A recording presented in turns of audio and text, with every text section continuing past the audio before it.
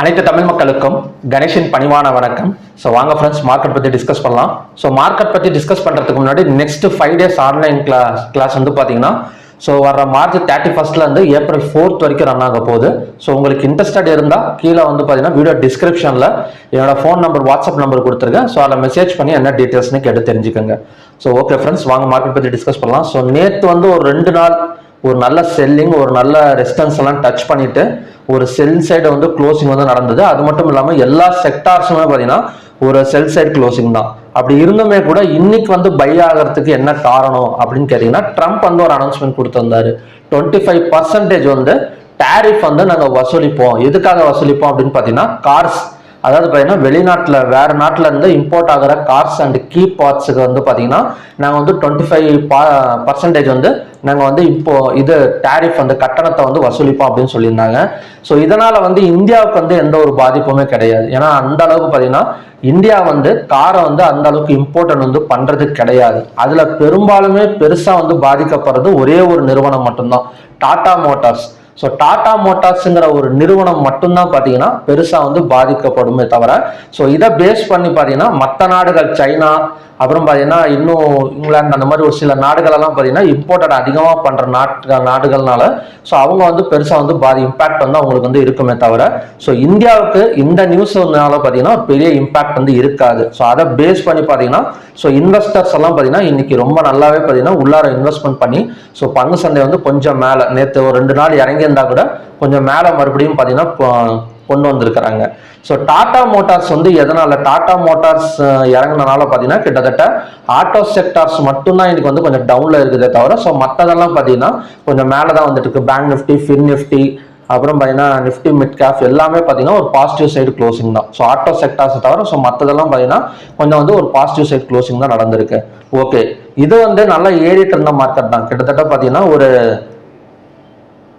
March 11 இருந்து so அழகா பார்த்தீங்கன்னா ஒரு March 25 வரைக்கும் ஒரு 11-12 நாள் பார்த்தீங்கன்னா நல்ல ஒரு ஹை கொடுத்துருந்த மார்க்கெட் தான். ஸோ 2 நாள் பார்த்தீங்கன்னா இந்த அனௌன்ஸ்மெண்ட் வரதுனால கொஞ்சம் வந்து ஸ்ட்ரகிள் ஆனது. ஸோ மறுபடியுமே பார்த்தீங்கன்னா பைக் வந்து டர்ன் ஆயிருக்கு. ஸோ அது பை வந்து கண்டினியூஸ் ஆகுமான்னு பார்க்கறதுக்கு முன்னாடி ஸோ நம்ம வந்து ஓப்பன் இன்ட்ரெஸ்ட் டேட்டாஸ் எப்படி க்ளோஸ் ஆயிருக்குன்னு பார்த்துடலாம். ஸோ ஓப்பன் இன்ட்ரெஸ்ட் டேட்டாஸை பொறுத்த வரைக்கும் பேங்க் நிஃப்டியில் கால் ஆப்ஷனை பை பண்ணி புட் ஆப்ஷனை செல் பண்ணியிருக்காங்க. ஸோ நிஃப்டியை பொறுத்த வரைக்கும் கால் ஆப்ஷனை செல் பண்ணி புட் ஆப்ஷனை பை பண்ணியிருக்காங்க. ஸோ ஃபின் நிஃப்டியை பொறுத்த வரைக்கும் கால் ஆப்ஷனை பை பண்ணி புட் ஆப்ஷனை செல் பண்ணியிருக்காங்க. ஸோ சென்செக்ஸ் கால் ஆப்ஷன் செல் பண்ணி புட் ஆப்ஷன், பிட்காஸ் நிஃப்டி அண்ட் பேங்க்எக்ஸை பொறுத்த வரைக்கும் ஸோ கால் ஆப்ஷனை பை பண்ணி புட் ஆப்ஷன் செல் பண்ணியிருக்காங்க. ஸோ உங்களுக்கு பார்த்தீங்கன்னா தெரியும், ரொம்ப ஒரு பெரிய ஃப்ளோ எல்லாம் கிடையாது, கொஞ்சம் மாறி மாறி தான் இன்னைக்கு வந்து நடந்திருக்கும். ரொம்ப ஸ்ட்ரகிளாக போயிருக்கும். நீங்கள் மார்க்கெட்டை ஹேண்டில் பண்ணியிருந்தீங்கன்னா உங்களுக்கு தெரியும். ஸோ இன்னைக்கு வந்து பார்த்தீங்கன்னா பையா செல்லா அப்படிங்கிற ஒரு கன்ஃபியூஷன்லேயே தான் போயிருக்குமே தவிர ஸோ இதுதான் அப்படிங்கிறத கண்டுபிடிச்சிருக்க முடியாது. ஏன்னா ஓப்பன் இன்ட்ரெஸ்ட் டேட்டா க்ளோசிங்கும் பார்த்தீங்கன்னா ரொம்ப கன்ஃபியூஷனாக தான் க்ளோஸ் ஆயிருக்கு. ஓகே, என்எஸ்சியை போய் பார்க்கலாம், அதுலயாச்சும் ஏதாவது கிடைக்குதா அப்படின்னு. ஸோ என்எஸ்சியில் பார்த்தீங்கன்னா மொத்தம் 2978 ஸ்டாக்ஸ் வந்து ட்ரேட் ஆயிருக்கு.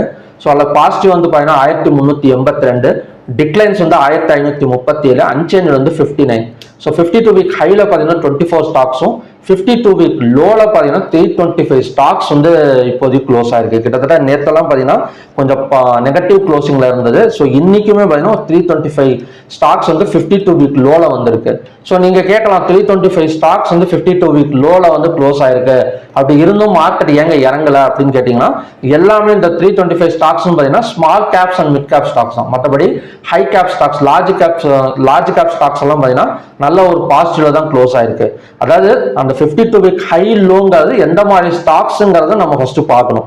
ஏன்னா 325 இறங்கி இருக்கு, ஏன் மார்க்கெட் இறங்கலாம்னா அதுக்கு அதுதான் காரணம். ஹை வெயிட்டேஜ் ஸ்டாக்ஸ் எல்லாம் கொஞ்சம் ஸ்ட்ராங்கா இருக்கிறதுனால ஸோ மார்க்கெட் இப்போதைக்கு பார்த்தீங்கன்னா கொஞ்சம் தாக்கு பிடிச்சிட்டு இருக்காங்க.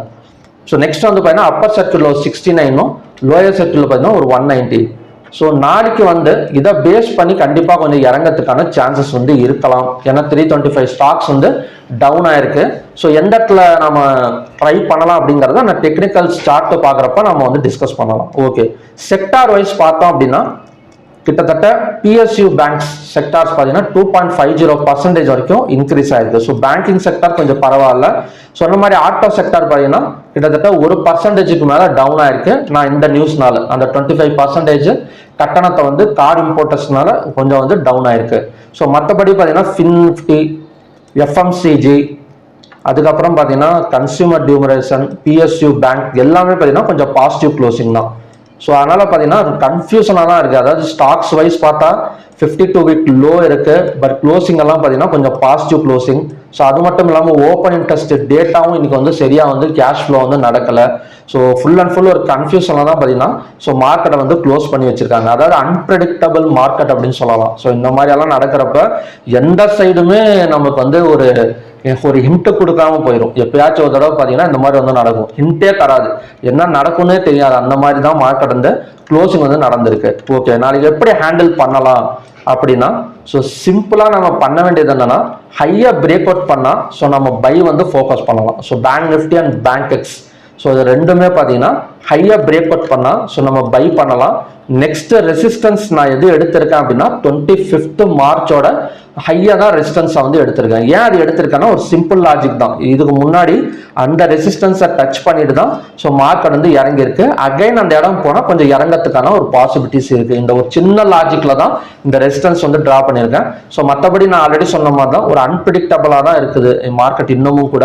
ஸோ நாளைக்கான மூவ்மெண்ட் வச்சு தான் நம்ம வந்து சரியாக வந்து பண்ண முடியும்.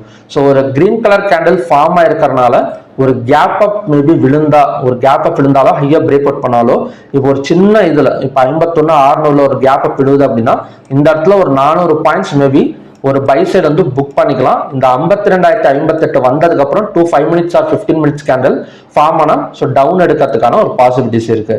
ஸோ மற்றபடி ஒரு செல்லிங் ஜோன் எடுக்கிறதுக்காகவும் சான்சஸ் இருக்கு. அது மட்டும் கொஞ்சம் எனக்கு தெரியல. வேணா நாளைக்கு ஓப்பனிங்கை பார்த்துட்டு வேணா நான் டெலிகிராம் சேனல்ல கூட நான் அப்டேட் பண்றேன். ஸோ டெலிகிராம் சேனல் லிங்க் வந்து வீடியோ டிஸ்கிரிப்ஷன் கொடுத்துருக்கேன். ஸோ ஜாயின் பண்ணிக்கோங்க.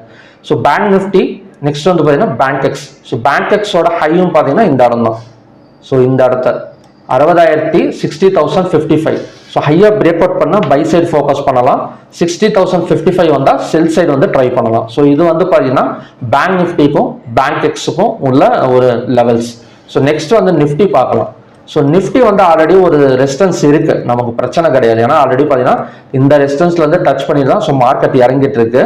ஸோ சேம் அதே மாதிரி தான் இப்போ அதாவது ஹையாக பிரேக் அவுட் பண்ணால் 23,814 வரைக்கும் போயிட்டு இறங்கிறதுக்கான ஒரு சான்சஸ் வந்து இருக்கு. ஸோ இந்த இடம் பிரேக் அவுட் பண்ணுமா நீங்க கேட்கலாம். இந்த ரெசிஸ்டன்ஸையும் பிரேக் அவுட் பண்ணிடுச்சுன்னா என்ன பண்றதுன்னா நம்ம ஸ்டாப் லாஸ் கொடுத்து தான் ஆகணும், வேற வழி வந்து கிடையாது. ஏன்னா அடுத்தது என்ன நடக்குங்கிறது தெரியல. அதனால தான் பார்த்தீங்கன்னா இந்த இடத்த ரெசிஸ்டன்ஸாக எடுத்திருக்கேன். இந்த இடத்துல 215 minutes or 5 minutes red colour candle form ஆனால் ஸ்டாப் லாஸ் போட்டு செல் எடுக்கிறது தவிர ஸோ நமக்கு வேற எந்த வழியுமே கிடையாது. ஸோ நெக்ஸ்ட் வந்து சென்செக்ஸ். ஸோ சென்செக்ஸோட ரெசிஸ்டன்ஸ் ஜோன் வந்து 78,736. ஹையாக பிரேக் அவுட் பண்ணால் இந்த கேப்பில் ஸோ நம்ம ப்ராஃபிட் வந்து புக் பண்ணிக்கலாம். So mid cap Nifty. So mid cap Nifty மட்டும் பார்த்தீங்கன்னா கொஞ்சம் வந்து ஹையாக பிரேக் அவுட் பண்ணால் நம்ம பை போகலாமா இல்லை செல் போகலாமான்னு கேட்டிங்கன்னா அவாய்ட் பண்ணிடுங்க. மிட் கேப் நிஃப்டியை பொறுத்த வரைக்கும் இப்போதைக்கு எதுவுமே சொல்கிற மாதிரி கிடையாது. ஏன்னா இன்னைக்கு வந்து 325 ஸ்டாக்ஸ் வந்து 52 வீக் லோவில் க்ளோஸ் ஆகிருக்கிற அதிகபட்சமான ஸ்டாக்ஸ் வந்து மிட் கேப் நிஃப்டி ஸ்டாக்ஸ் தான். ஸோ அதனால் கொஞ்சம் வந்து அவசரப்படாதீங்க. மிட் கேப் நிஃப்டி நம்ம அவாய்ட் பண்ணிடலாம். ஸோ நாளைக்கு ஒரு நாள் பார்த்துட்டு கூட நம்ம வந்து ட்ரேட் வந்து அட்டன் பண்ணலாம். So fin nifty. So fin நிஃப்டியை பொறுத்த வரைக்கும் ஆல் டைம் ஹையாக பிரேக் அவுட் பண்ணிட்டு க்ளோஸ் வச்சாதான், இல்லைனா அது வரைக்குமே செல்லிங் தான். இந்த 25,200 ஸோ இதை கூட எடுத்துக்கலாம். ஸோ இந்த 25,200 தாண்டி கேண்டில்ஸ் க்ளோஸ் வச்சாதான் பை, இல்லைனா பார்த்தீங்கன்னா அகைன் வந்து இந்த 25,200ங்கிறது ஒரு ரெசிஸ்டன்ஸாக ஆக்ட் ஆகக்கூடிய சான்சஸ் வந்து இருக்கும். ஸோ ரெசிஸ்டன்ஸை மட்டும் கரெக்டாக மார்க் பண்ணிக்கோங்க. ஸோ ரெசிஸ்டன்ஸுங்கிறது ரொம்ப சிம்பிளாக தான் எடுத்திருக்கேன். 25 மார்ச்சோட ஹையாக தான் ரெசிஸ்டன்ஸாக எடுத்திருக்கேன், வேற வழி கிடையாது. நாளைக்கு ஒரு நாள் பார்த்துட்டு ஸோ நாம வந்து இது வந்து அட்டன் பண்ணிக்கலாம். ஓகே. ஸோ நெக்ஸ்ட் வந்து பார்த்தீங்கன்னா crude oil and natural gas.